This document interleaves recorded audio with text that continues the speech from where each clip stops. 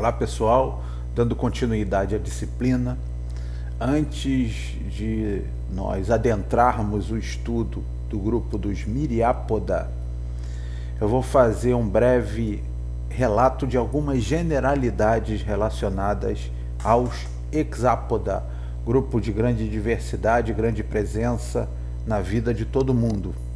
Em linhas gerais, os hexápodes, eles têm o corpo dividido em 3 tagmas, regiões distintas com funções diferenciadas: cabeça, tórax e abdômen. Na cabeça estão os principais órgãos sensoriais, as antenas, os olhos, ocelos. O tórax é onde estão as pernas locomotoras e as asas, e o abdômen concentra a parte reprodutiva. Os olhos compostos são os órgãos sensoriais por excelência em um hexápoda. Eles formam imagem, são multifacetados, compostos por unidades menores individualizadas, e a acuidade visual varia bastante de grupo a grupo. Há uma tendência em que os insetos predadores tenham uma visão mais desenvolvida. Na cabeça também estão os ocelos, que funcionam como olhos simples. Sua função basicamente é a fotorrecepção.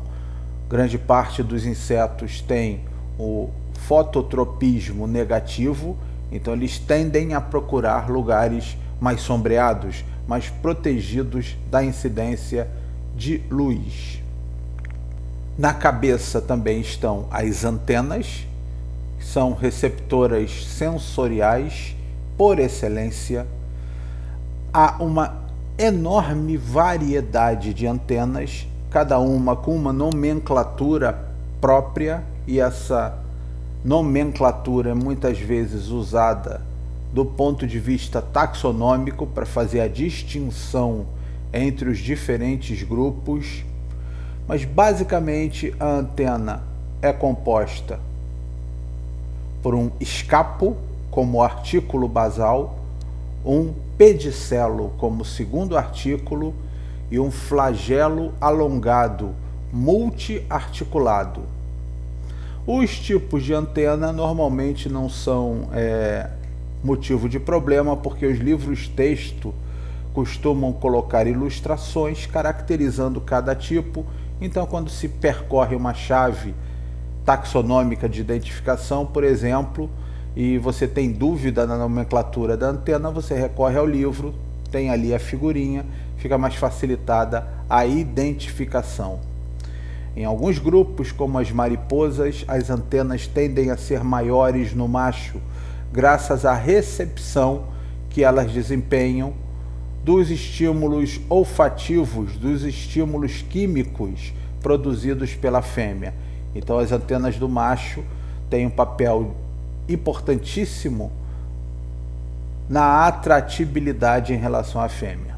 Também estão presentes na cabeça as peças bucais. Existe uma cobertura externa, que é o labro, que é uma peça fixa, e logo abaixo dele estão as peças bucais, a mandíbula, a maxila e o lábio, que exercem papéis distintos nos diferentes grupos de insetos. E aí, naturalmente, também tem nomenclaturas distintas.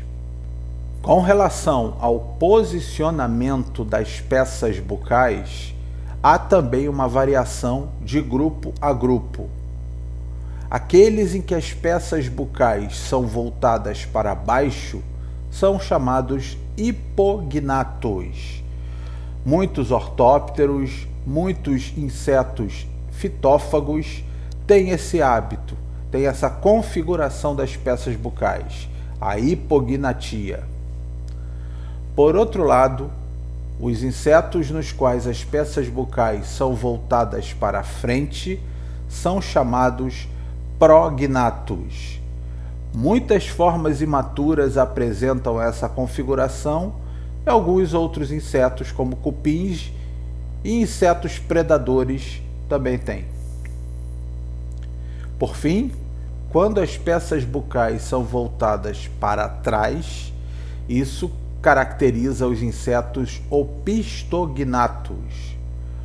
A opistognatia é presente nos insetos que têm o aparelho bucal sugador, basicamente sugador, como no caso dos hemípteros. Alguns tipos de aparelhos bucais presentes nos insetos. O tipo basal é o dos mastigadores, que apresentam mandíbulas denteadas. Boa parte dos insetos que são pragas agrícolas detém esse tipo de aparelho bucal, como os ortópteros e os coleópteros. Há os que têm a configuração sugadora, utilizada tanto para perfurar tecidos animais quanto vegetais, e essas peças bucais têm um canal salivar e um canal alimentar. São portadores de peças bucais sugadoras diferentes: os dípteros, incluindo os mosquitos, e os lepidópteros, as borboletas e mariposas. Há o tipo lambedor, em que o lábio forma um estojo e ali é abrigado o conjunto de demais peças bucais, e é uma adaptação para a absorção de líquidos. Está presente, por exemplo, em moscas e abelhas. Há variações desse tipo, como a apresentada pela mutuca. A mutuca tem o aparelho bucal endurecido, formado por estiletes rígidos, e por isso ela é capaz de fazer uma picada muito dolorosa. No tórax estão presentes as estruturas utilizadas basicamente para locomoção: pernas e asas. Os tipos de pernas variam imensamente entre os insetos. Alguns dos mais básicos são as pernas fossoriais, utilizadas para escavação, presentes, por exemplo, na paquinha ou cachorrinho do mato.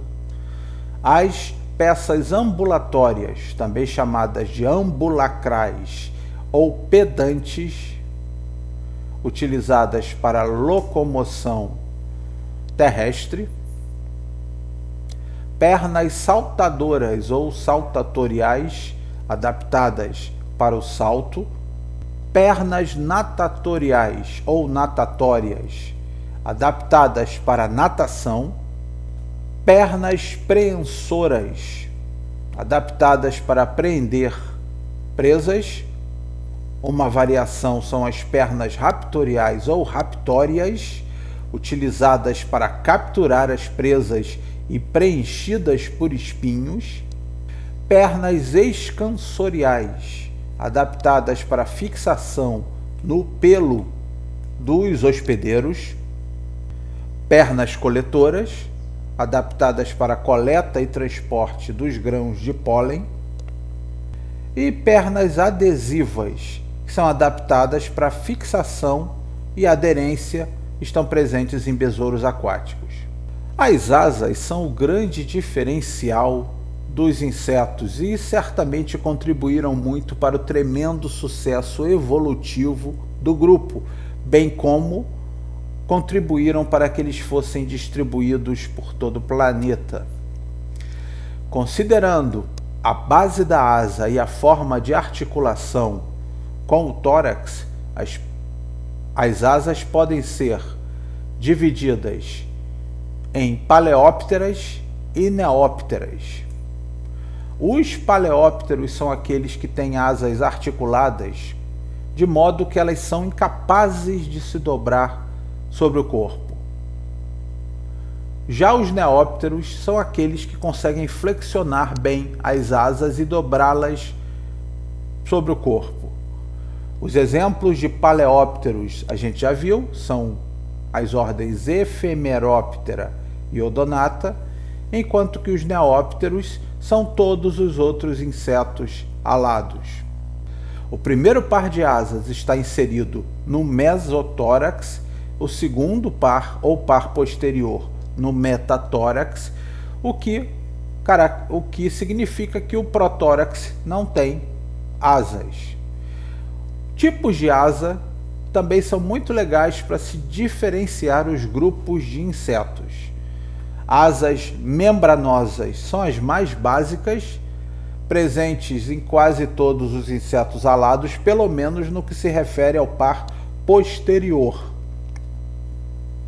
Élitros são asas endurecidas, no caso o primeiro par anterior, e que conferem proteção para a asa posterior. Os élitros estão presentes na ordem Coleóptera, nos besouros. Hemiélitros são as asas mais ou menos pela metade, meio a meio, uma parte basal esclerosada, uma parte apical membranosa. Também, no caso, as asas anteriores. E estão presentes nos hemípteros, os percevejos.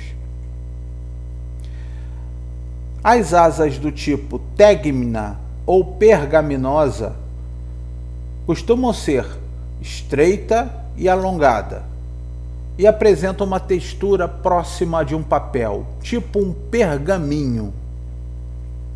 Estão presentes nos ortopteroides, também relativo ao primeiro par ao par anterior. E por fim, as asas podem ser extremamente reduzidas, formando balancins ou halteres.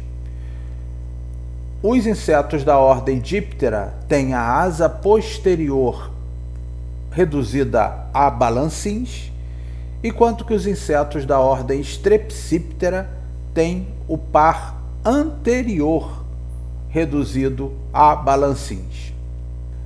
No abdômen estão concentradas as funções de respiração, digestão e reprodução. O número de segmentos é variável, varia de acordo com o grupo, e no abdômen também estão presentes internamente as principais vísceras do corpo. São os espiráculos, presentes e distribuídos ao longo dos segmentos, que possibilitam a respiração. Alguns grupos apresentam estruturas diferenciadas. Os cercos no final do corpo são, por exemplo, transformados em pinças nos insetos da ordem Dermaptera.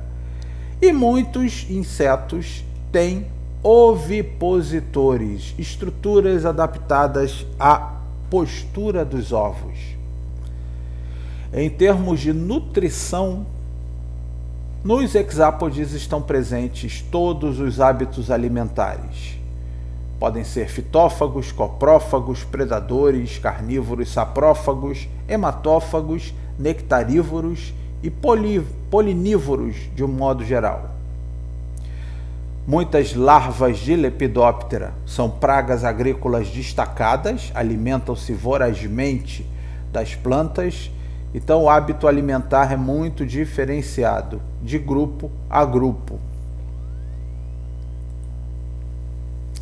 O trato digestório é longo, seguindo o padrão presente em todos os artrópodes, formado por 3 partes distintas bem diferenciadas, uma região anterior chamada intestino anterior ou estomodeu, no qual estão localizadas a faringe, o esôfago, o papo e o proventrículo, uma região mediana que é o grande centro da digestão, que é o mesêntero ou mesodeu, também chamado intestino médio ou mediano, e finalizando com a parte final, o intestino posterior, o proctodeu, que tem o intestino delgado, o intestino grosso e o reto.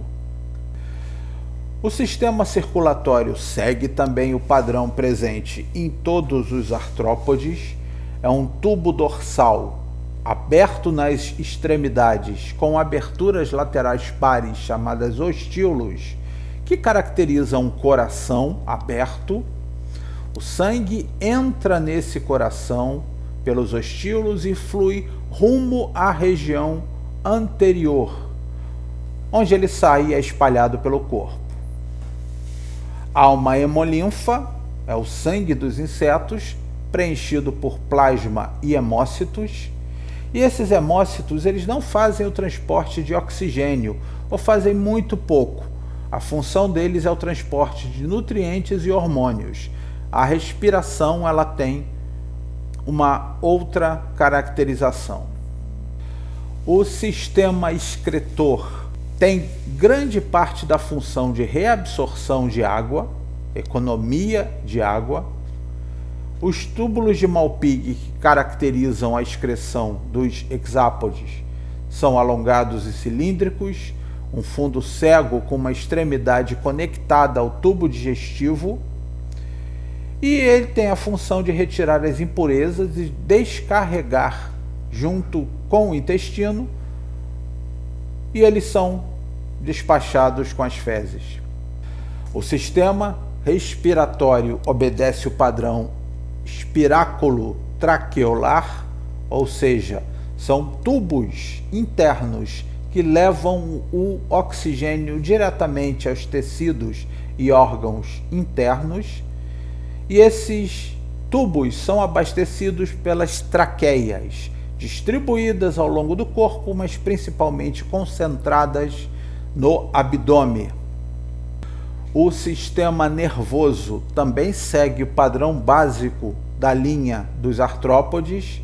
Um cérebro ou um grande gânglio cerebral dorsal emite conectivos circunentéricos que envolvem o tubo digestivo e caracterizam a formação de um cordão nervoso ventral, que é duplo na origem, mas às vezes está fusionado, com gânglios a cada segmento.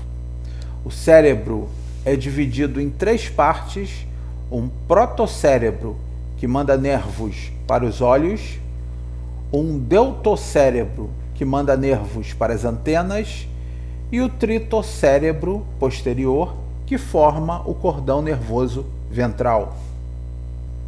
Na reprodução, existem insetos que são partenogenéticos, ou seja, a fêmea se reproduz assexuadamente, produz clones dela própria. Eu já estudei grupos de insetos efemerópteros em que o macho não era conhecido, ou permaneceu muito tempo sem ser conhecido, só se conhecia a existência de fêmeas. Então a reprodução era basicamente por partenogênese. Também há casos de hermafroditismo.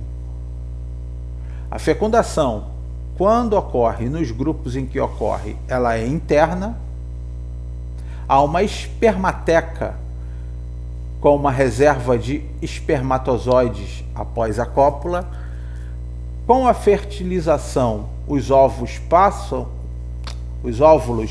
pela vagina, espermatozoides foram liberados na espermateca e ali ocorre a união gamética.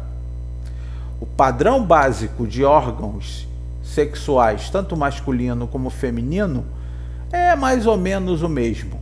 Um par de ovários ou testículos, ovidutos ou dutos seminais partindo de cada ovário ou testículo, formando um duto único para liberação no exterior. Normalmente, as estruturas do aparelho reprodutivo são utilizadas como caracteres taxonômicos, servem para diferenciar as espécies. Quase sempre é a estrutura do macho que é fundamental na caracterização das espécies. Recentemente, estudos têm dado mais atenção à descrição morfológica das peças genitais da fêmea. A cópula é presente e é padrão.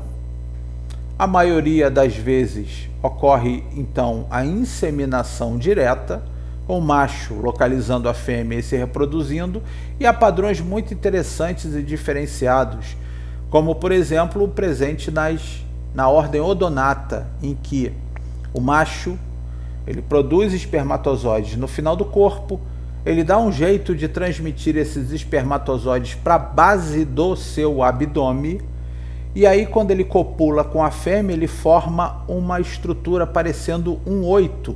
Macho e fêmea muitas vezes copulam em voo, atracados, e formam então uma configuração muito diferenciada.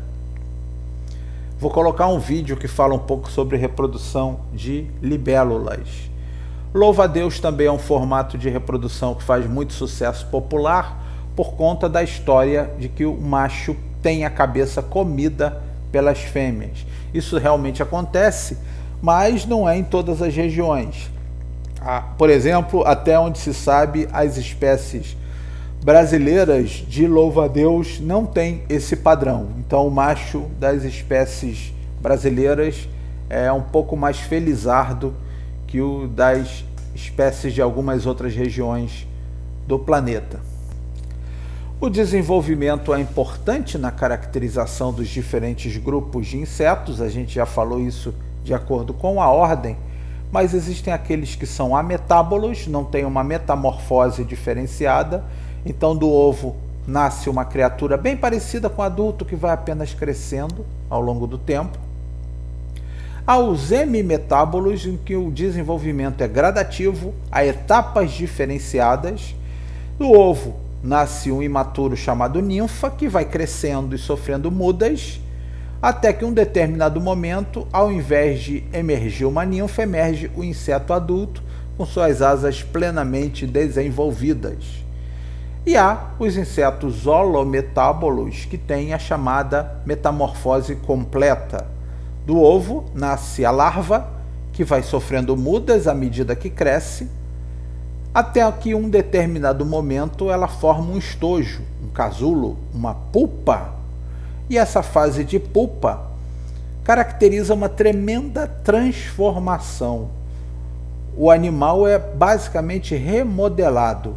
E o que era uma larva acaba virando um inseto adulto, alado, com frequentemente hábitos alimentares, forma de vida completamente distintos em relação à forma imatura. Isso é um dos motivos que apontam também o tremendo sucesso dos insetos, até levando-se em conta que a maioria dos insetos está dentro do desenvolvimento holometábolo. Bom, a troca de esqueleto externo é fundamental para o crescimento dos insetos a partir do momento que o exoesqueleto impõe uma barreira. Então, trocar de tegumento é fundamental para o crescimento. Basicamente, na troca de esqueleto, ou ecdise, ou muda, há uma primeira fase chamada proecdise, uma etapa que ela é anterior propriamente dita à ecdise, e nessa proecdise o inseto se prepara para liberar o esqueleto antigo. Durante essa fase, o corpo do inseto retém água e ar. Isso facilita a sua sustentação durante a troca de esqueleto e ainda por cima exerce uma pressão que ajuda no rompimento da carapaça velha. A segunda fase é a ecdise, propriamente dita, em que a efetiva troca de exoesqueleto, o esqueleto antigo é descartado, no lugar dele já foi produzido um esqueleto novo. De início, é um esqueleto novo, flexível, não endurecido. E na terceira fase, após ecdise, o animal aumenta seu tamanho e aí espera o exoesqueleto endurecer. Com isso, ele tem ganho corporal em termos de tamanho. Existe a quarta fase, chamada intermuda. É o período compreendido entre uma muda e outra. Vale destacar que, ao contrário do que acontece com outros grupos de artrópodes, os insetos eles só sofrem troca de exoesqueleto, ecdise ou muda, enquanto eles não atingem a fase adulta. Insetos adultos não realizam a troca de exoesqueleto, não realizam a muda. Então tem cenas muito bonitas aqui mostradas, uma cigarrinha, logo depois dela ter trocado o esqueleto, olha como ela tem um ganho de tamanho bem legal em relação ao que era antes. Ela troca o esqueleto, ela aumenta o seu corpo, inflando com ar e espera o esqueleto endurecer. Aqui é um gafanhoto, também sofrendo a troca de esqueleto, ainda é uma ninfa, ainda não está o adulto desenvolvido. A cigarra, também, olha o tamanho da cigarra, sofrendo muda, e o tamanho que ela era, que a gente calcula pelo exoesqueleto descartado. E é muito comum a gente encontrar casquinhas vazias de cigarra, principalmente no verão, época em que elas cantam e promovem a reprodução. E, curiosamente, as pessoas escutam o canto das cigarras, veem essas casquinhas na base das árvores, e aí a conclusão óbvia é que a cigarra cantou até estourar. Crendices, curiosidades da visão popular. Em termos de importância médica, os insetos são criaturas de tremendo destaque. Eles transmitem uma série de agentes que causam doenças sérias para o ser humano. A gente vivencia aí no Brasil epidemias de dengue, febre amarela, zika, chikungunya, doença de Chagas ainda não está resolvida. A peste bubônica dizimou grande parte da população da Europa.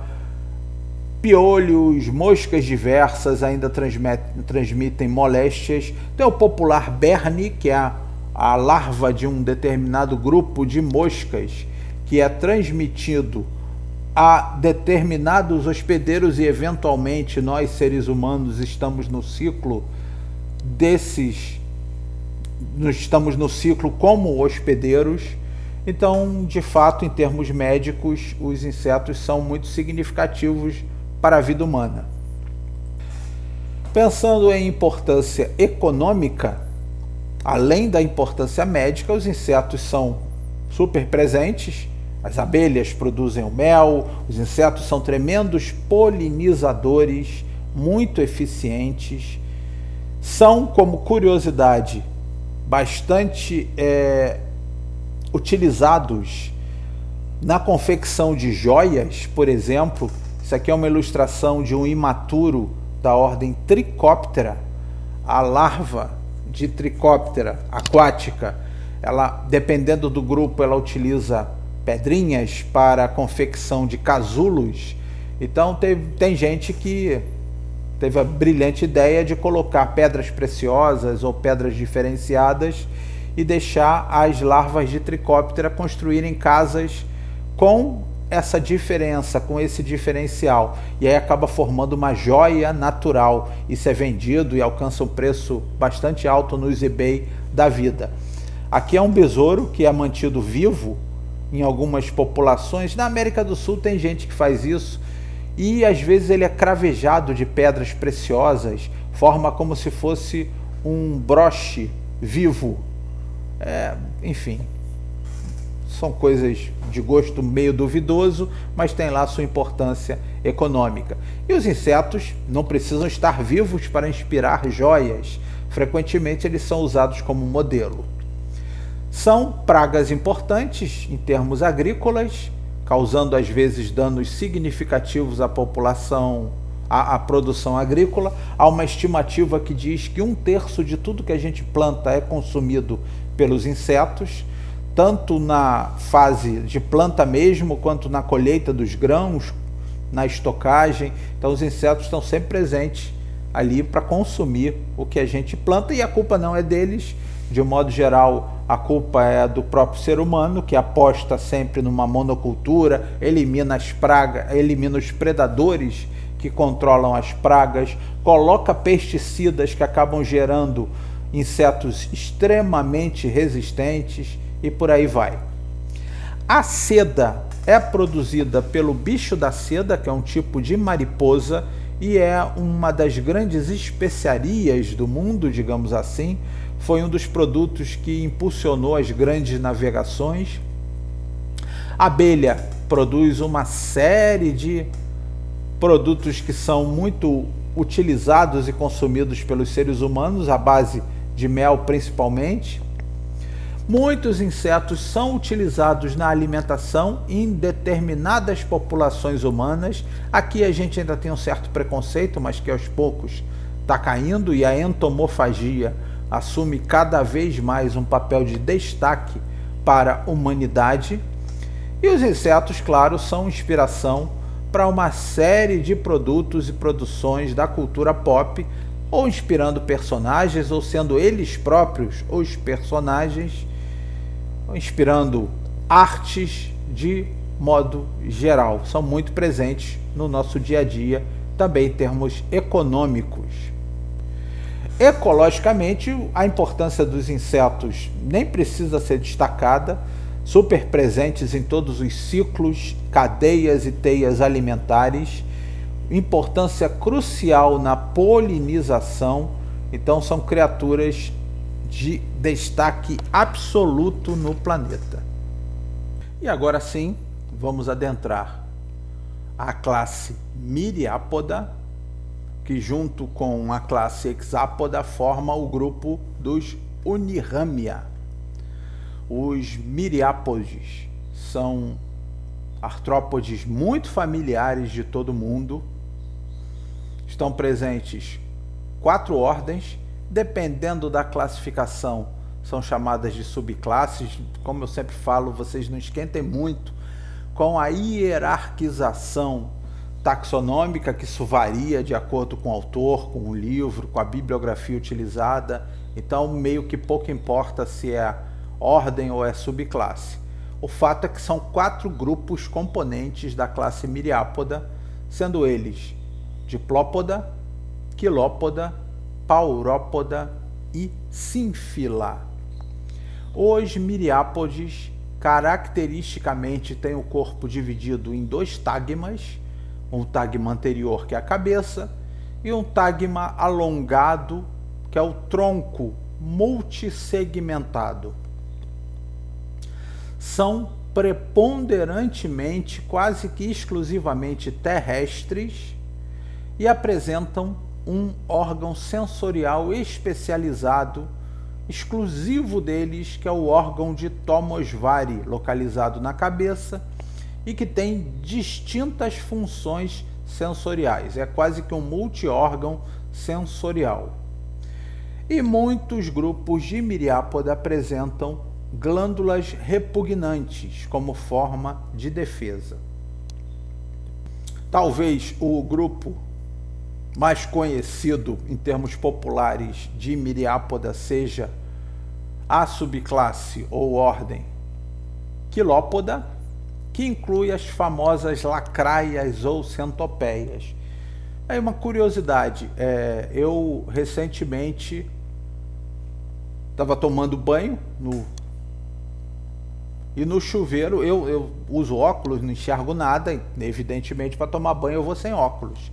E aí em um determinado momento senti uma dorzinha esquisita na coxa, coloquei a mão para coçar e quando trouxe a mão de volta para olhar o que era, já tinha esmagado este indivíduo uma lacraia bem pequena. Isso aqui é um copo de manteiga, então dá para ter noção mais ou menos do tamanho da lacraia. Muito pequena. E foi uma dorzinha chata, ficou uns 3 dias doendo. Então eu, sem querer, nem sabia que era uma lacraia, acabei esmagando com as unhas. No mesmo momento, eu forcei a vista e vi essa lacraia aqui de porte muito maior no box andando, e olha que eu não enxergo, para eu conseguir enxergar a lacraia porque ela era grande mesmo. E aí também, naquele negócio, acabei pisando nela meio que sem querer e, enfim, vai ser utilizado para as aulas práticas. Quando a lacraia ela vai para o álcool, ela perde muito do tamanho, mas era um bicho bem grande. Ainda bem que a que me picou foi a pequenininha, mas de qualquer forma é comum elas aparecerem no banheiro das residências humanas. De modo geral, a virulência, o poder da toxina que elas injetam, não varia muito com o tamanho, não. Então, quer dizer, não é obrigatório uma lacraia maior ter um veneno mais potente do que uma lacraia menor, isso não acontece. O que geralmente acontece é a dor. A dor ela é produzida por uma estrutura que a gente vai falar adiante, e que, claro, nas lacraias maiores é maior, com potencial de perfuração mais desenvolvido, então geralmente as lacraias maiores causam uma dor maior. Mas nada que qualquer um tenha que se preocupar muito, não há grandes registros de danos em termos de saúde da picada de lacraia ao ser humano, nada muito efetivo, exceto a dor. Tem alguns casos interessantes. Eu morei muito tempo, morei 2 anos e meio em uma casa no Meier, na rua Lopes da Cruz. Quem conhece a região, é a rua em que tem o restaurante Boi Bom. O Boi Bom acaba sendo inadvertidamente responsável pela grande incidência de baratas ali naquela região. E também quem conhece a região sabe que tem muita barata ali, para todo lado tem barata. Graças ao lixo produzido pelos restaurantes, que acaba atraindo bastante as baratas. O Meier é um dos bairros com maior quantidade de baratas que eu já vi. Mas na minha casa, morando 2 anos e meio ali, eu nunca vi, ou se vi 1 ou 2 vezes, foi muito, barata dentro de casa. Porém, todo dia eu via lacraias. Todo dia eu encontrava lacraia na minha casa, na rua Lopes da Cruz, no Meier. E eu não via baratas, porque provavelmente elas exercem um controle danado sobre esses insetos. Então é bem curioso, aí tem que ver o que a pessoa prefere, baratas ou lacraias. Mas de qualquer forma, uma adaptação que muita gente desenvolve é ter sempre um chinelo nas proximidades do box para usar caso as lacraias apareçam. Trata-se de um animal sem grandes consequências que exerce o papel de controle, inclusive em algumas pragas urbanas, então as lacraias deveriam ser mais valorizadas certamente. Aspectos morfológicos dos integrantes do grupo do Esquilópoda, aí dá para a gente ver algumas coisas muito interessantes. Aqui está chamado de olho, mas na verdade é a fusão, é a união de ocelos. Ocelos individualizados, mas ficam agrupados e formam mais ou menos o que seria, vá lá, um olho. O grande lance das lacraias não são as antenas alongadas que elas têm e chamam bastante atenção, mas são o primeiro par de pernas adaptado para a função de inoculação de peçonha. Recebe o nome de forcípula. Essa forcípula, então, que é uma perna adaptada, que também pode ser chamada de maxilípede, ela tem a inoculação de peçonha tão característica das lacraias.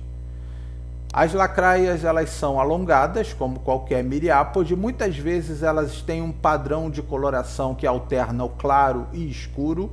Isso teria a função de avisar que trata-se de um animal potencialmente perigoso e aí os outros animais tendem a evitá-lo. Aqui, uma ilustração bem bonita da forcípula, primeiro par de pernas adaptado à função de inoculação de peçonha presente nas lacraias. A variação bem significativa do formato de corpo das lacraias, quer dizer, sempre o corpo é a mesma coisa, alongados, mas o que muda mesmo são as pernas. Em alguns grupos, como esses Scutigeromorpha, um grupo sensacional, as pernas são extremamente alongadas e o bicho é veloz demais. Grande parte das lacraias é predadora. Algumas formas imaturas há registros de alimentação detritívora e são praticamente todos também noturnos. Eles tendem a ter o tal fototropismo negativo, eles fogem do claro e preferem o escuro. Trata-se de um bicho muito bonito que de fato chama a atenção. Como predadores que são, eles costumam ter uma certa velocidade para subjugar a presa. Então é comum a gente ver as lacraias se movendo rapidamente. Inclusive, além das pernas, elas usam o serpentear do corpo para ganhar amplitude ao passo. Outro grande grupo de Myriapoda é o dos Diplopoda. Os gongolos, piolhos de cobra, emboás, engolos, vários nomes esses animais têm ao longo do Brasil. Ao contrário das lacraias, tratam-se de animais muito lentos, vagarosos e que andam despreocupadamente por aí. Até porque eles não precisam capturar a presa, eles são detritívoros em grande parte, com tendência a muitos serem fitófagos. Os gongolos têm 2 pares de apêndices a cada diplossomito. Os segmentos são dobrados, são duplicados, o que caracteriza então um diplossomito.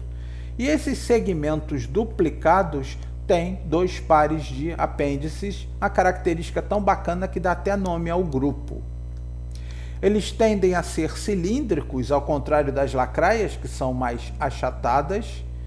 E eles têm uma característica bem bacana, quando em perigo, eles são capazes, muitos deles pelo menos, de enrolar o corpo, protegendo a região ventral que é mais vulnerável. Além disso, eles produzem uma substância que confere um gosto desagradável a eles. Essa substância é a base de cianeto de potássio, um gás bastante venenoso mesmo. Inclusive, os Diplopoda se tornam impalatáveis para muitos animais graças a essa excreção das glândulas repugnantes. Ele tem o gosto ruim. Também para reforçar e lembrar o predador, eles costumam ter padrões de coloração alternada de claro e escuro. Isso indica que não é um animal bom de ser utilizado na alimentação, então os predadores logo lembram e evitam. Os diplópodos tendem a utilizar a cabeça um pouco voltada para a região posterior, então fica meio que curvadinha. Dá para a gente ver aqui os 2 pares a cada diplossomito, 2 pares de pernas. Então tem 2 perninhas aqui, do outro lado tem outras 2 perninhas. Os diplópoda podem atingir portes significativamente grandes. E também é um animal bastante interessante. Aí agora a gente vai falar de grupos pequenos. Paurópoda é um deles, criaturas muito pouco conhecidas, corpo mole e simples, pouco pigmentados, muitas vezes com olhos ausentes. O primeiro segmento não tem apêndices, da mesma forma que acontece com o diplópoda, e há 12 segmentos, sendo que 9 têm apêndices locomotores. Uma característica mais marcante dos paurópoda é a antena ramificada, parece um chifre de cervo. Criaturas realmente muito pouco conhecidas e dificilmente alguém vai se deparar com uma delas. Vivem em solo e preferem locais protegidos da iluminação. São relativamente comuns, por exemplo, em cavernas. E o último grupo, Sínfila, esses são um pouco mais encontradiços, também vivem no solo, também têm o corpo mole, também tem uma cutícula pouco esclerosada, não tem olhos também, pouquíssima pigmentação. Tem o corpo mais alongado, com cercos bem destacados ao final, antenas muito longas, pernas curtas distribuídas ao longo do corpo e pequeno porte. Então esses ainda a gente encontra eventualmente em amostras de solo, mas também não é muito fácil localizá-los não. Então basicamente é isso, daqui a pouco eu vou postar material adicional, peço atenção principalmente nos vídeos, no conteúdo escrito, então tem muita coisa interessante para se explorar sobre os miriápodes, vale a pena dar uma olhada.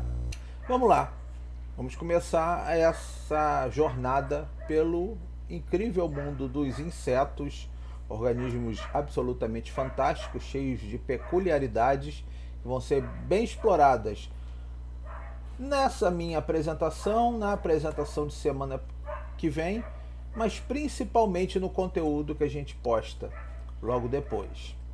Vamos começar com um grupamento de insetos que não apresentam asas. É interessante porque a presença de asas é uma das características mais badaladas do grupo dos insetos, provavelmente está na origem do sucesso evolutivo do grupo, do espalhamento pelos diferentes cantos do planeta, mas os primeiros insetos, ou pelo menos alguns dos primeiros grupos, certamente evoluíram antes do surgimento das asas, e são também igualmente interessantes. Vamos falar desses grupos. Começando com a ordem Protura, insetos de pequeno porte. Entognatos, isso significa que as peças bucais deles são internas. Ápteros, ou seja, sem asas. Ametábolos, ou seja, não tem uma metamorfose completa. Do ovo nasce uma ninfa que vai sofrendo mudas e crescendo e não tem grandes transformações corpóreas até chegar no adulto. São bem pequenos, não têm olhos, não têm antenas, são criaturas miniaturizadas de modo geral. As peças bucais são utilizadas para retirar pedaços do alimento, misturando a saliva, isso antes da ingestão. E o primeiro par de pernas tem uma função sensorial. É legal, eles não têm antenas e usam o primeiro par com essa função sensorial bem interessante. Isso lembra um pouco alguns grupos que a gente viu já de aracnídeos. Mas os aspectos dos Protura, animais encontrados principalmente no solo, muitas vezes em ambientes de cavernas, então criaturas com pouca pigmentação, são insetos bem simplificados. E são também responsáveis por uma das mais infames piadas no campo da entomologia. Um famoso professor da USP, recentemente falecido, ele costumava contar que Protura é um grupo muito difícil da gente encontrar, não é nem comum dentro do material das aulas práticas, mas que quem protura acha. Piada infame, mas fica aí a homenagem ao professor. Uma ordem já bastante mais significativa, de maior porte, eventualmente, nem sempre, mas principalmente muito mais numerosa, é a ordem Collembola, que para alguns é dividida, na verdade, em outras ordens, mas a gente usa uma classificação mais simplificada. São insetos entognatos, ápteros e ametábolos, igualzinho Protura. Vivem também no solo, no foliço, inclusive a presença deles em diferentes camadas do solo é um bom indicador biológico. Alimentam-se preponderantemente de material vegetal, orgânico, em decomposição, incluindo muitas vezes fungos e esporos.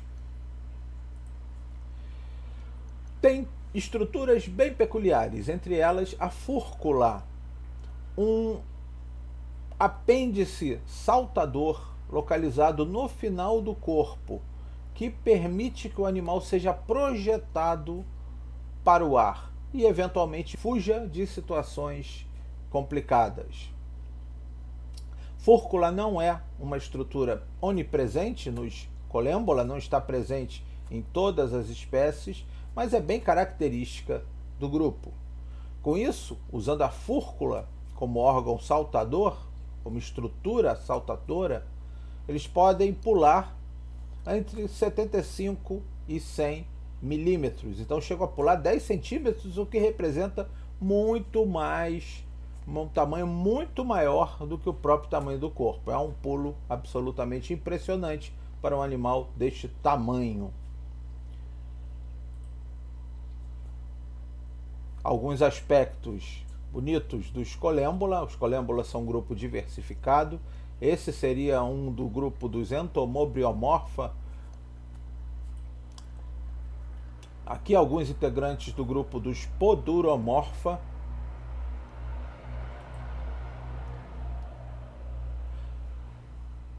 E esses são semiaquáticos.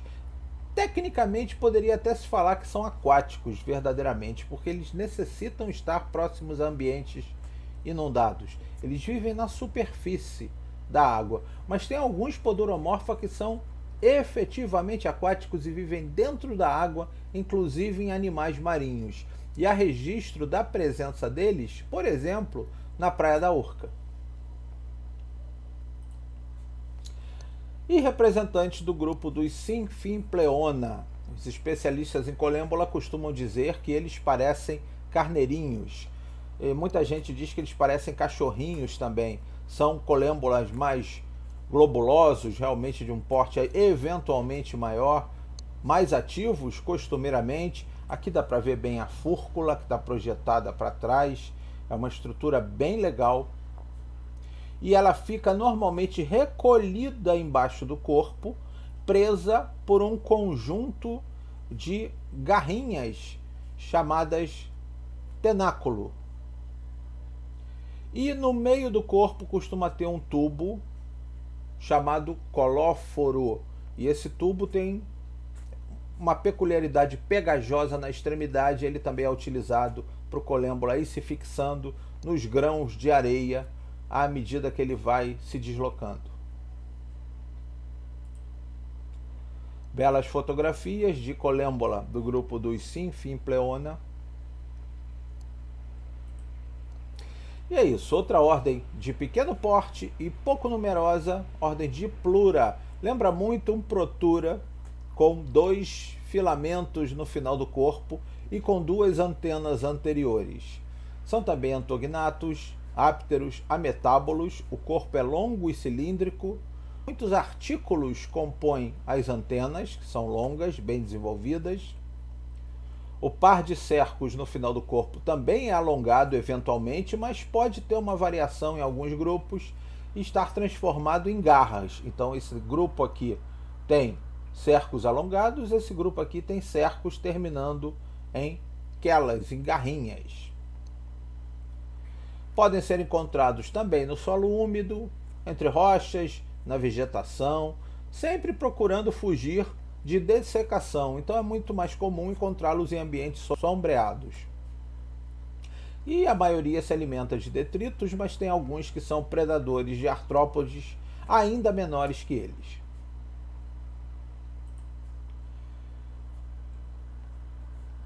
Aspectos de Diplura.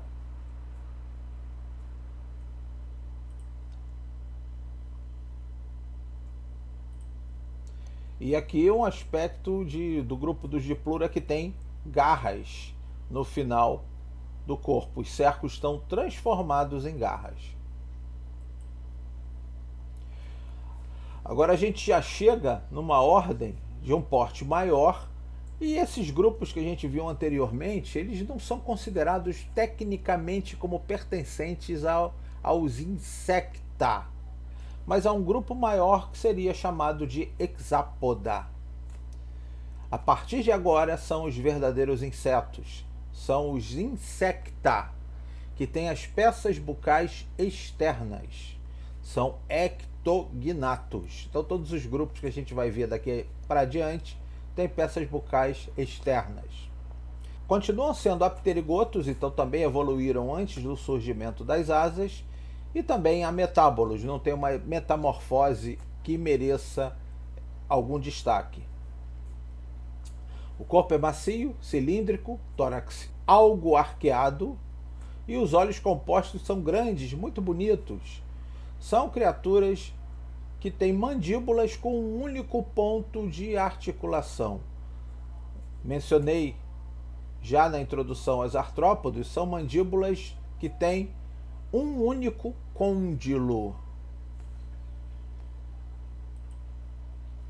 Aspectos relacionados ao hábito, à configuração corpórea dos Archaeognatha, criaturas que também vivem no solo, em áreas protegidas da dessecação e se alimentam de algas, líquens, musgos e restos vegetais. Uma ordem considerada próxima à Archaeognatha, muitas vezes até ao longo da história da taxonomia dos insetos, é associada como se fosse uma ordem só, a ordem Tisanura, também chamada Zygentoma. São criaturas muito familiares de todo mundo. Vocês já devem ter visto esse bicho na casa de vocês com frequência. É muito comum em ambientes antrópicos, é muito comum dentro de ambiente domiciliar humano.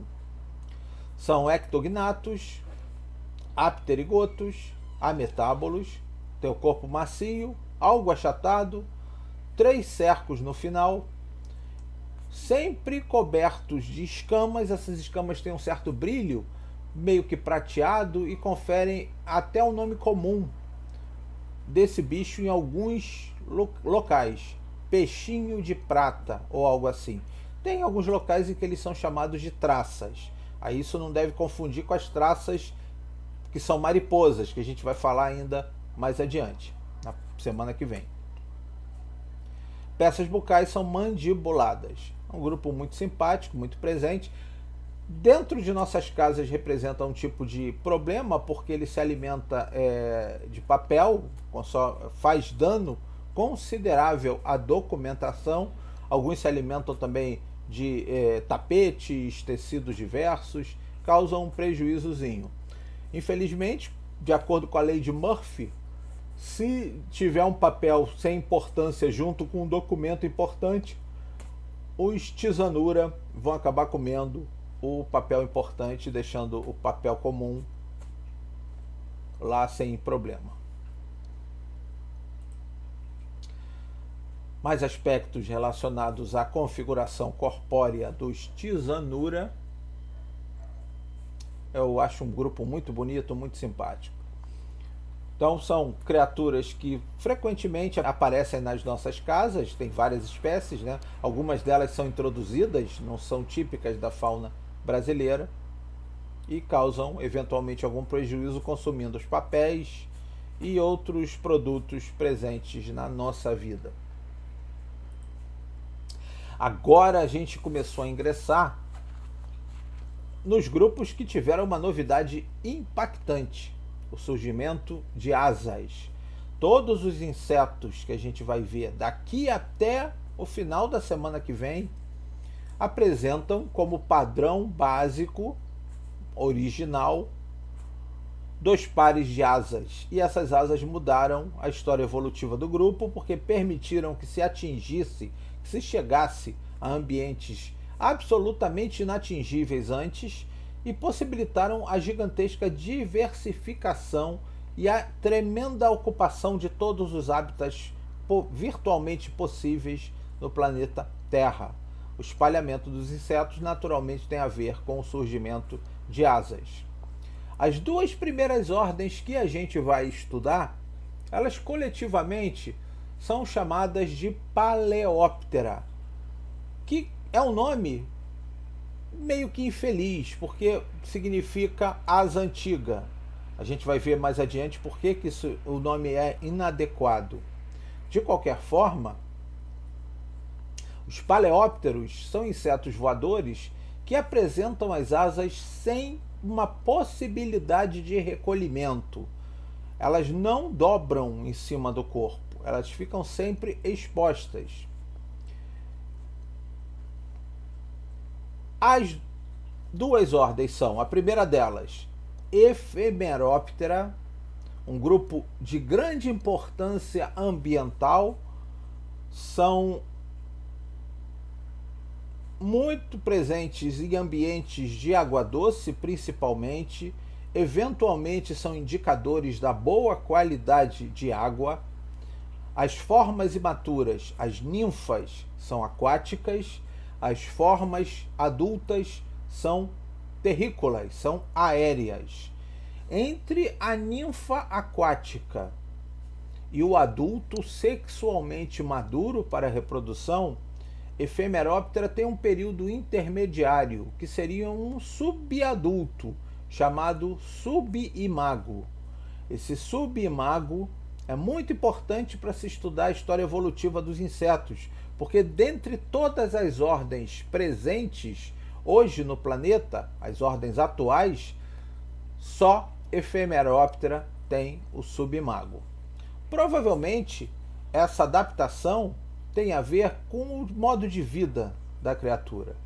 Ephemeroptera apostou tremendamente na maximização do esforço reprodutivo. As ninfas, que são aquáticas, vivem muito mais tempo, demoram muito mais tempo em seu desenvolvimento do que o adulto, que muitas vezes dura só um dia ou até menos, tempo suficiente apenas para a reprodução. Inclusive, eles têm peças bucais vestigiais, não funcionais, o que significa dizer que os adultos não se alimentam de forma alguma. A única função da vida de um adulto de Ephemeroptera é a reprodução, e isso é garantido porque todos eles emergem mais ou menos ao mesmo tempo, formando um espetáculo que é conhecido como revoada ou nuvem sexual, ou muitas vezes é chamado também de enxameamento. Ali, macho e fêmeas adultos têm a oportunidade única de reprodução. Essa aposta na reprodução, em detrimento da vida, do tempo de vida do adulto, ela até garante algumas situações bem inusitadas. Por exemplo, alguns grupos de Ephemeroptera sequer têm pernas funcionais. Eles saem da água, se transformam em adultos, metamorfoseiam em adultos, saem da água, voam e nunca pousam, porque as pernas não são funcionais. Eles voam, reproduzem voando e quando terminam o seu processo reprodutivo caem e morrem. É absolutamente impressionante essa aposta na reprodução efetiva. E aí, como eles são numerosos, garantem o sustento populacional da espécie. As antenas dessas criaturas tão interessantes são pequenas, cetáceas. As ninfas aquáticas alimentam-se de algas e são detritívoras. Pouquíssimas são predadoras. O corpo é mole, alongado, tem 2 ou 3 cercos no final. Como eu falei, as ninfas são aquáticas, os adultos são alados. As ninfas aquáticas têm brânquias laterais no abdômen, eventualmente brânquias no tórax também, mas é bem mais incomum. E essas brânquias, evidentemente, servem para as trocas respiratórias. As asas são membranosas, triangulares de um modo geral, algumas são alongadas, ovaloides. De qualquer forma, a asa anterior ela é muito mais desenvolvida que a asa posterior. Em alguns casos, a asa posterior está até ausente. E como é um integrante do grupo dos Paleóptera, eles sequer dobram as asas quando em repouso. É um grupo cheio de peculiaridades interessantes, cheio de aspectos que podem ser abordados. É um grupo realmente fascinante de se trabalhar. Uma outra ordem tão interessante quanto, porém muito mais conhecida do público em geral, é a Odonata. Também integrante do grupo dos Paleóptera, ou seja, as asas não dobram sobre o corpo, também com formas imaturas aquáticas, chamadas ninfas. Então a ninfa vive no ambiente aquático até que em um determinado momento ela vai sofrendo metamorfoses, se transformando em outras ninfas, né? Sofrendo muda, trocando exoesqueleto e formando outras ninfas, até que em um determinado momento do crescimento, do desenvolvimento, de uma das ninfas, a última ninfa, emerge o inseto alado, adulto.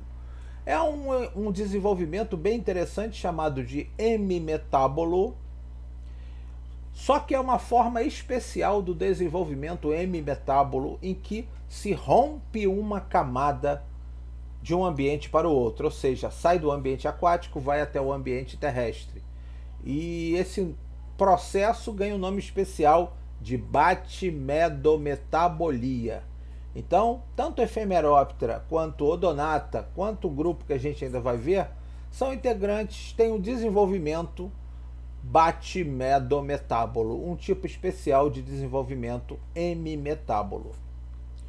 Odonata tem 4 asas membranosas, 2 pares, asas bem desenvolvidas, que servem de base para diferenciação entre subordens. A gente não vai entrar muito em detalhes.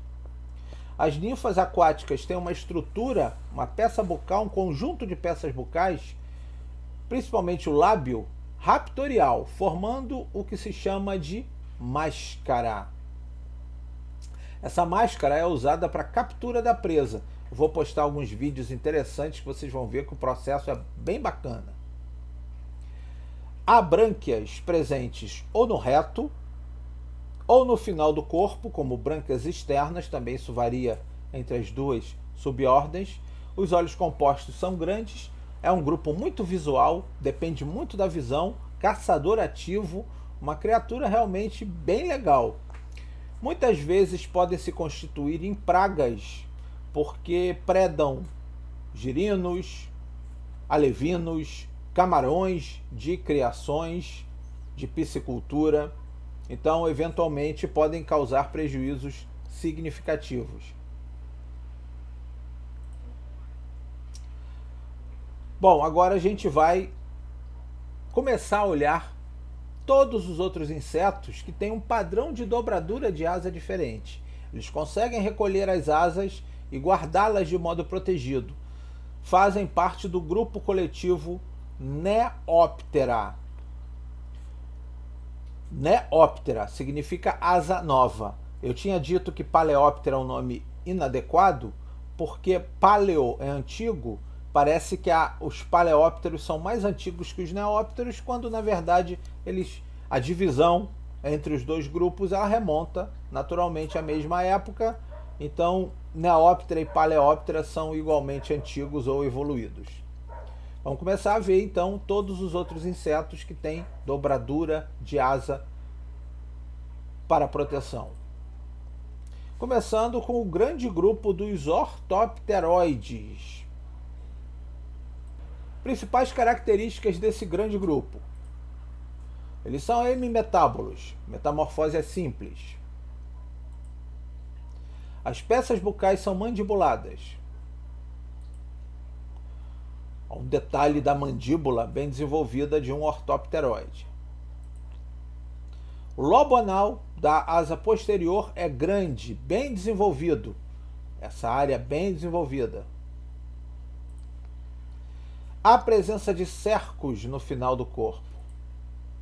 Olha aí os cercos. E muitos túbulos de Malpighi. Vamos às ordens que compõem os Orthopteroidea. A primeira ordem, Orthoptera, também é um grupo muito significativo, muito presente no dia a dia, muito comum, faz parte da nossa realidade, os gafanhotos, grilos e esperanças. Criaturas que podem ter ou não asas. Então existem gafanhotos, grilos e esperanças que sofreram uma redução das asas. Quando presentes, e na maioria das vezes elas são presentes, as asas anteriores são do tipo pergaminácea ou pergaminosa, um pouquinho mais endurecidas, e as asas posteriores são membranosas.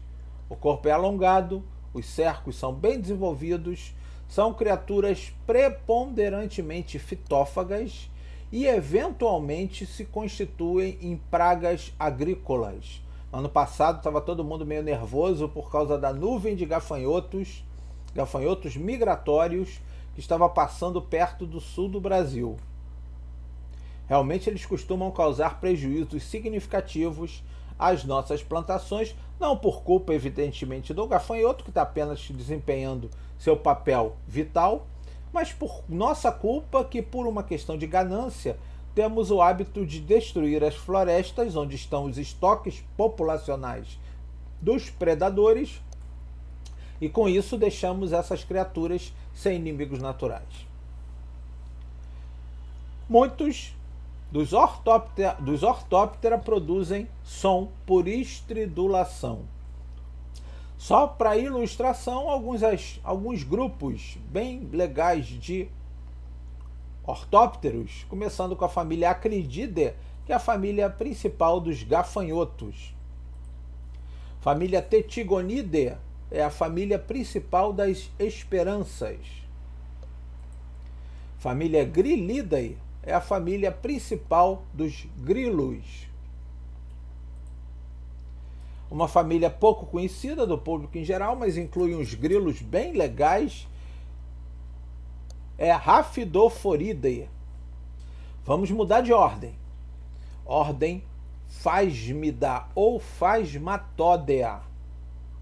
A ordem que inclui o bicho-pau. Criaturas com corpo alongado, em forma de graveto, eventualmente em forma de folhas. As asas costumam ser bem reduzidas, ou pelo menos um par delas, ou até mesmo ausentes. Os cercos são curtos, há um ovipositor curto, são fitófagos, hábito noturno. O grande lance do sucesso dos Phasmida depende deles não serem vistos no ambiente. E alguns são partenogenéticos. Uma ordem que provavelmente vocês não verão é Griloblatodea, que não ocorre aqui no Brasil. Eles têm um corpo delicado, ausência de asas, olhos pequenos ou ausentes, antenas longas e filiformes, os cercos são longos, são criaturas noturnas, ocorrendo em áreas de altitude, principalmente em ambientes nevados, e alimentam-se de restos orgânicos animais.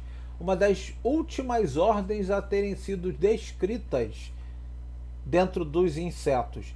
Vivem principalmente na região do Himalaia. Então, eventualmente, alguns ficam congelados numa espécie de dormência, e aí, quando a temperatura aumenta, eles retornam às atividades vitais. É um grupo muito pouco conhecido de modo geral.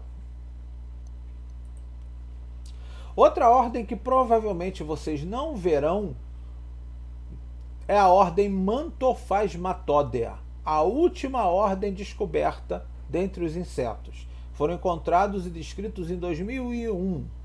Criaturas ápteras, com antenas longas e filiformes, muita gente os considera semelhantes a louva-a-Deus jovens. São predadores que vivem pouco tempo, têm uma existência de vida bem abreviada, e são habitantes da África. Voltamos às ordens que provavelmente vocês já conhecem, já devem ter se deparado por aí. Ordem Dermaptera. O corpo é alongado, algo achatado. As asas anteriores são curtas, caracterizando um tipo especial, as tegminas. As asas posteriores são membranosas normais e são utilizadas para o voo, apesar de ser um grupo que voa muito pouco. Os cercos são diferentes em machos e fêmeas, nos machos são maiores, e de qualquer forma os cercos formam, tanto no macho quanto na fêmea, estruturas preensoras, como se fossem garras, quelas, ao final do corpo. Isso confere ao animal alguns nomes comuns bem legais. Tesourinha, porque tem uma tesoura no final do corpo, ou lacrainha, porque como eles mordem com essa estrutura, o povo associou às lacraias, então dá uma dorzinha ali, parece uma picada, uma mordida de lacraia. São criaturas noturnas, alimentam-se de matéria orgânica em decomposição, e alguns são predadores e até podem ser utilizados em controle biológico. Ordem Plecoptera. É um grupo que dificilmente é visto, é muito discreto, vive sempre em ambientes próximos a alagados. E também, como a gente viu para Odonata e Ephemeroptera, as formas imaturas são aquáticas. As ninfas são aquáticas e os adultos são aéreos. Então eles têm esse tipo de desenvolvimento especial, a batimedometabolia. As ninfas aquáticas dependem de ambientes muito limpos, bem preservados em termos de conservação ambiental. E aí são bons indicadores do grau de destruição do ambiente. O corpo é macio, achatado, são 2 cercos longos no final do corpo. As asas são capazes também de se dobrar em cima do abdômen. Isso diferencia logo de cara dos Paleóptera, Odonata e Ephemeroptera. Antenas são longas. As ninfas têm brânquias no tórax ou no abdômen. No tórax costuma ser entre as pernas, no abdômen um tufo no final do corpo. E são criaturas predadoras. Uma ordem que provavelmente entra na casa de vocês e vocês não percebem é a ordem Embioptera. São criaturas muito bem adaptadas aos ambientes antrópicos, inclusive à vida nas cidades. A área urbana do Rio de Janeiro tem. Eu, uma ou 2 vezes por ano, recebo a visita de integrantes do grupo dos Embioptera na minha casa. Mas a maioria das pessoas, como eles são pequenos, sequer percebe sua presença, ou quando percebe, acha que é algum tipo de mosquitinho e mata logo. São criaturas com corpo macio, algo achatado, pernas curtas e grossas, cercos curtos. O tarso anterior é alargado com glândulas e essas glândulas produzem seda. Os Embioptera, eles têm uma produção bem legal de seda que eles usam para tecer um emaranhado nas árvores ou nos ambientes em que eles vivem e ficam ali meio que protegidos. É legal porque eles produzem teia de um modo muito semelhante ao do Homem-Aranha. O Homem-Aranha produz a teia dele de modo diferente do que as aranhas fazem. As aranhas produzem por fiandeiras, como a gente viu, e na maioria das vezes as fiandeiras estão localizadas no final do corpo. O Homem-Aranha produz pelos pulsos. E isso lembra muito a produção de teia dos Embioptera, que é pelas pernas anteriores. As fêmeas são ápteras e os machos são alados. Então, para a reprodução, o macho vai visitando as fêmeas que ficam em refúgios e ocorre ali a reprodução. De um modo geral, eles se alimentam de matéria vegetal em decomposição. Outra ordem pequena, pouco significativa e pouco conhecida do público, ordem Zooptera. Eles lembram bastante os cupins.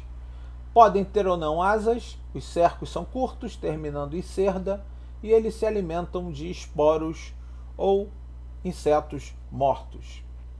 Chegamos a uma ordem grande, significativa, importante, a ordem Isóptera, insetos sociais, corpo macio, são relacionados às baratas e aos louva-a-Deus. É até muito curioso, eu estou ainda adotando a classificação que considera a Isóptera uma ordem à parte, mas classificações mais recentes e com algum grau de polêmica consideram os Isóptera, os cupins, como do mesmo grupo, da mesma ordem das baratas. Então o cupim seria uma barata social. Tem uma galera boa que defende que também o louva-a-Deus vai acabar mais cedo ou mais tarde entrando para o grupo das baratas. Os cupins têm castas, cada casta dedicada a uma função social. Existem os operários e os soldados que cuidam da construção e da defesa da colônia, e tem também as formas reprodutoras, entre elas a famosa rainha. A rainha cupim é responsável pela produção dos ovos que sustentam a colônia.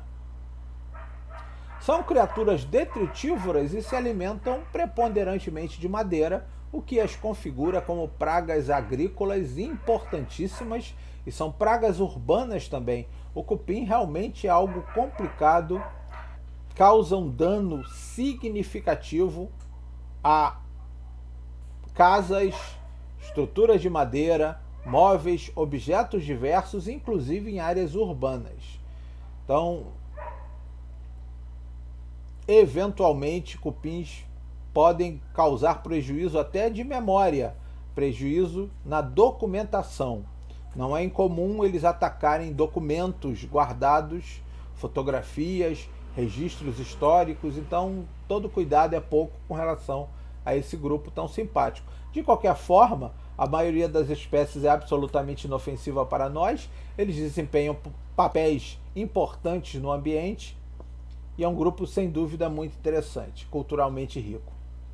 É comum quem vai para o interior, no Rio de Janeiro ou de qualquer outro estado, se deparar com esses grandes ninhos, esses grandes cupinzeiros, chamados localmente de murunduns. Essa é uma foto de murunduns africanos, que chegam a ter, às vezes, 2, 3 metros de altura e às vezes mais, e constituem abrigo para uma série de elementos faunísticos. Já foi encontrado elefante descansando dentro de um cupinzeiro. Então, vários animais são associados a esses grandes ninhos de cupins, e isso daí é uma peculiaridade biológica interessante de se estudar e de se inventariar. Bom, a odiada ordem Blattaria ou Blattodea inclui esses insetos super bem adaptados ao ambiente urbano, as baratas. As baratas são estigmatizadas como uma praga urbana que nos acompanha.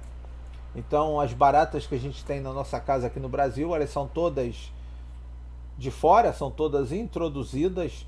A barata tradicional, a barata periplaneta americana, tem uma distribuição mundial, mas o grupo é muito maior do que a gente pode imaginar.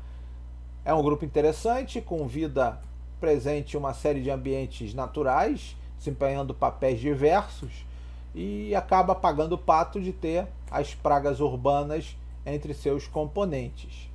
O corpo dos integrantes da ordem Blattaria é oval, achatado, criaturas velozes, com pernas bem desenvolvidas.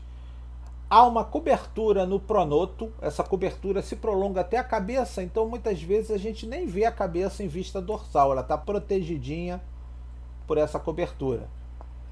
E são, como eu falei, pragas detritívoras de ambientes urbanos, estão presentes em todo o planeta. Porém, existem as baratas que vivem em ambientes selvagens, são absolutamente bonitas e interessantes. Essa daqui é a famosa barata de Madagascar, que é utilizada inclusive como pet, é um animal de estimação e é comercializado para esse fim. Uma ordem que dispensa apresentações, todo mundo gosta do grupo, a ordem Mantodea, inclui o louva-a-Deus, predadores por excelência, insetos com o corpo alongado, o tórax é bastante alongado, portando um par de pernas anteriores raptoriais, absolutamente adaptadas à vida predatória, com espinhos, com garras, com uma tremenda mobilidade. A cabeça é triangular, os olhos compostos são grandes, a cabeça é muito móvel, o que confere uma possibilidade visual bastante significativa ao grupo. Ele consegue mover a cabeça e aí ele tem um alcance visual maior. Como predador, isso é muito importante para a sua vida. É uma criatura adaptada visualmente à predação.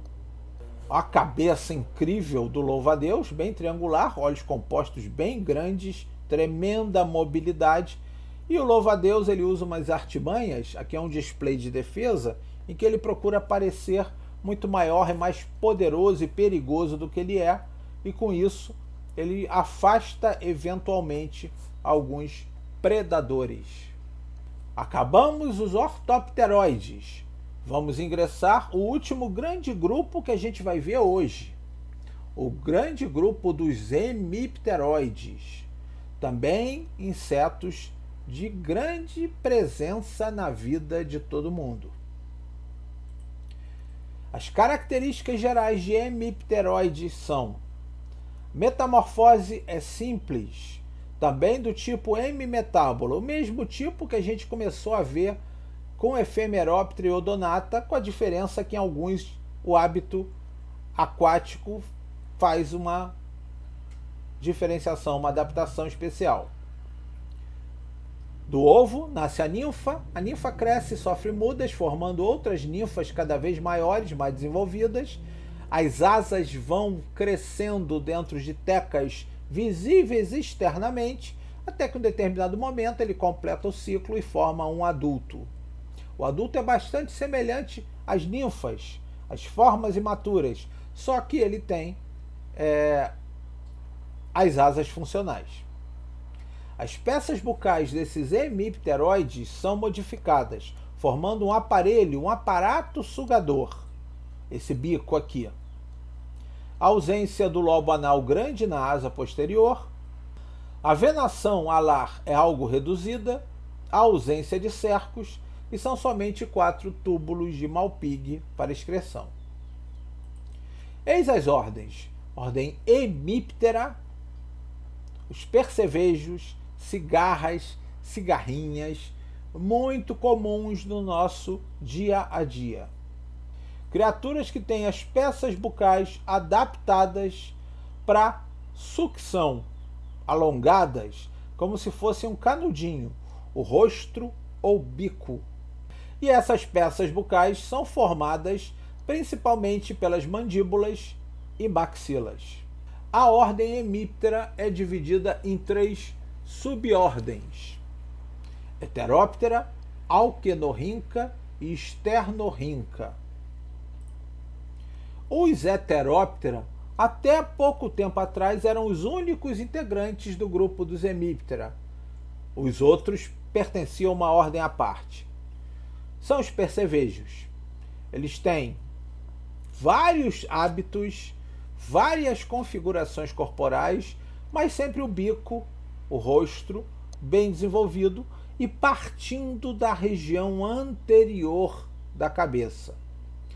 Muitos têm visível uma parte dorsal do tórax, que é o escutelo, bem desenvolvido, e as asas costumam ser do tipo hemiélitros. Um hemiélitro tem a sua base esclerosada e a parte apical mais flexível. É uma asa meio dura, meio mole. Isso em relação à asa anterior. A asa posterior ela é membranosa, normal.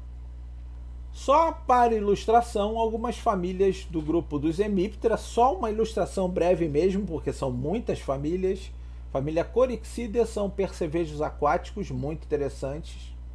Os Coryxidea, eles têm o bico com ranhuras, estrias, então é bem fácil a gente identificar um. As pernas são bem desenvolvidas, usadas para natação, um grupo muito interessante. Um grupo próximo dos Coryxidea são os Notonectidae, também percevejos aquáticos. E aqui, só para comparação, uma diferenciação entre Notonectidae e Coryxidae. Outro grupo aquático dentre os Hemiptera, Heteroptera, a família Gerridae, são percevejos patinadores, eles ficam em cima do filme superficial da água. Há também a família Velidae, igualmente vivendo no hábito superficial da água. Tem outras famílias menores também. Família Miridae, muito presente, praga agrícola, alguns são predadores de pragas agrícolas, então é um grupo grande, diversificado e com uma importância econômica bastante significativa. E são muito bonitos também, tem um padrão visual bem interessante. Pentatomidae, uma família super presente no dia a dia, popularmente conhecida como Maria Fedida. São aqueles percevejos verdes, alguns são amarronzados, que têm um cheiro ruim, um cheiro característico quando eles são molestados. Essa produção de compostos com um cheiro desagradável, ela É característica em alguns grupos de Hemiptera heteróptera e é naturalmente uma forma de defesa contra predadores. Reduvidae, a família de percevejos predadores e que inclui também, por exemplo, os barbeiros, que se alimentam de sangue e eventualmente podem transmitir a doença de Chagas. Reduvidae mostrando seu bico bem desenvolvido, partindo sempre da região anterior da cabeça, como bom heteróptera que é. E aqui os Reduvidae, a família inclui os barbeiros. Outra subordem, Alquenorrhyncha. Insetos numerosos, muito presentes em ambientes urbanos, incluindo as cigarras e as cigarrinhas. Quatro asas membranosas, 2 pares. Diferentemente dos Heteroptera, não tem a divisão de asas anteriores com uma parte esclerosada e uma parte flexível. O rostro parte da região posterior da cabeça, diferentemente do que ocorre com Heteroptera, e eles são exclusivamente fitófagos. Aqui mostrando o rosto partindo da região posterior da cabeça. As cigarras, família Cicadidae, estão incluídas nesse grupo. As cigarrinhas da família Cicadelidae e outras famílias também, igualmente são incluídas dentre os Alquenorrhyncha. Os cicadélides são caracterizados por uma fileira bem desenvolvida de espinhos nas pernas posteriores, especificamente na tíbia. Uma outra família de cigarrinhas é Delphacidae, que ao invés dos espinhos na tíbia, tem um esporão na tíbia posterior bem desenvolvido. Costumam ser pragas agrícolas significativas.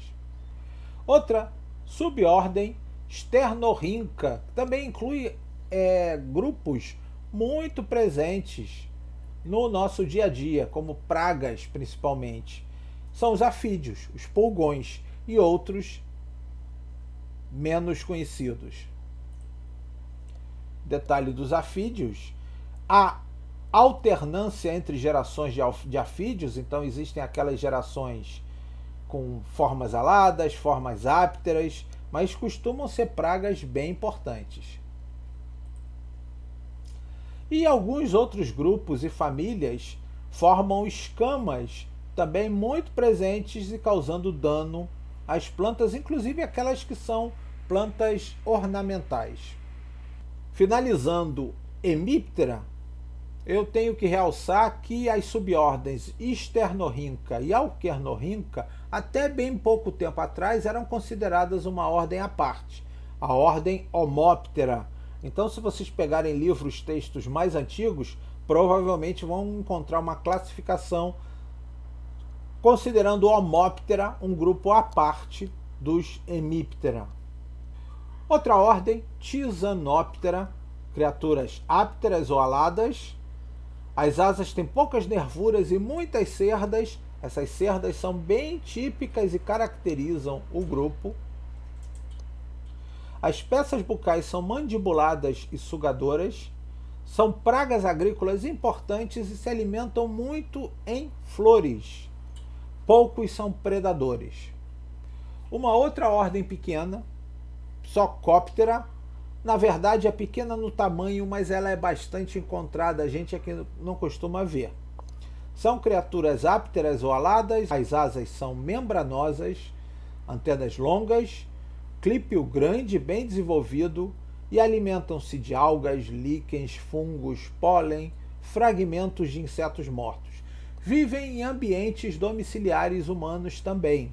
É comum encontrar alguns grupos de Psocóptera ápteros vivendo e se alimentando em livros, papéis diversos estocados e eventualmente causando algum dano à documentação.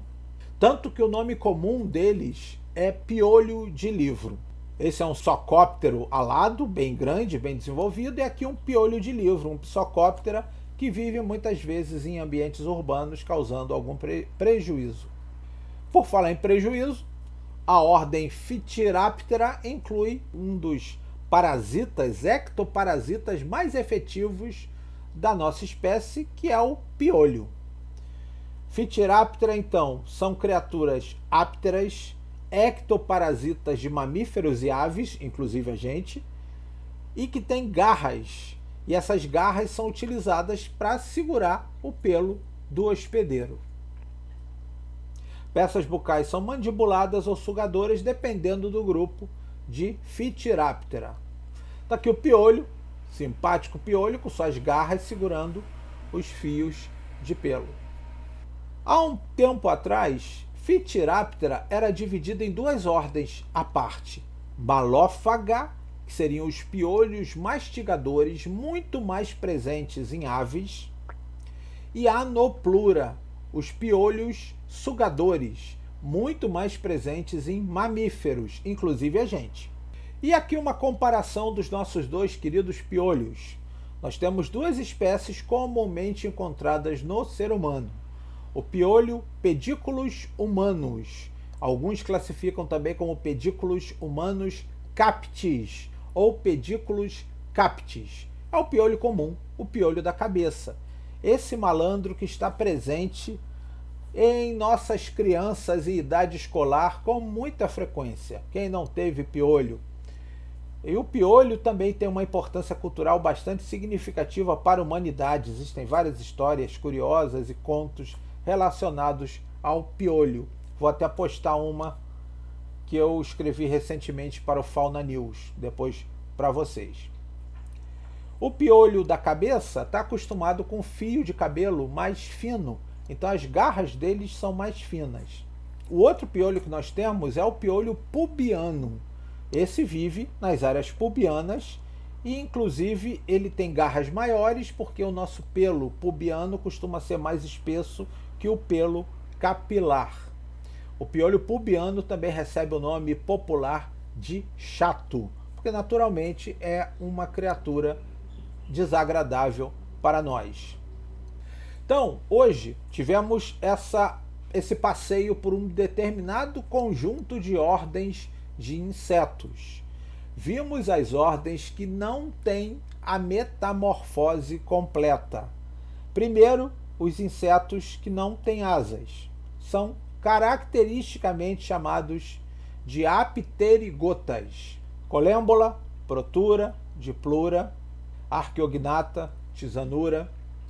Depois começamos a ver os insetos alados, começando com os Paleóptera, Ephemeróptera e Odonata, e depois dois grandes grupos de Neóptera, os Orthopteroides, um monte de ordem, e os Hemipteroides, um monte de ordem. Todas elas não têm metamorfose completa. O máximo que elas têm é uma metamorfose com ovo, ninfa e adulto. Ok? Grande abraço e qualquer dúvida é só falar. Valeu!